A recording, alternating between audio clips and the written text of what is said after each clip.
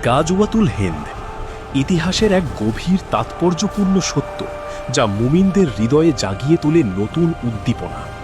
রাসূলুল্লাহ সাল্লাল্লাহু আলাইহি ওয়াসাল্লামের একাধিক হাদিসে এই যুদ্ধের বর্ণনা রয়েছে, যেখানে হিন্দুস্তানের বিজয়ী মুজাহিদদের জন্য জান্নাতের সুসংবাদ দেওয়া হয়েছে। বর্তমান বিশ্ব পরিস্থিতিতে ইসরায়েল ও আমেরিকার যে গোপন ব্লুপ্রিন্ট লক্ষ্য করা যাচ্ছে, তা কি এই মহান যুদ্ধকে প্রতিহত করার কোনো ব্যর্থ কৌশল?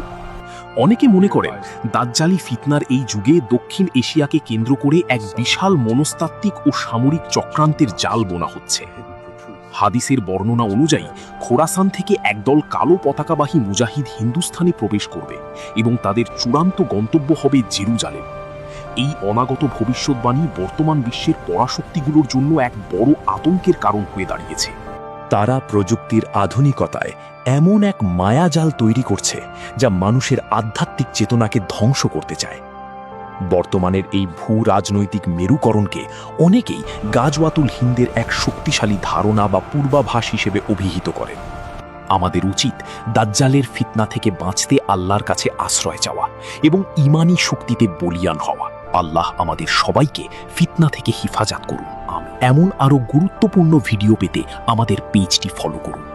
ধন্যবাদ।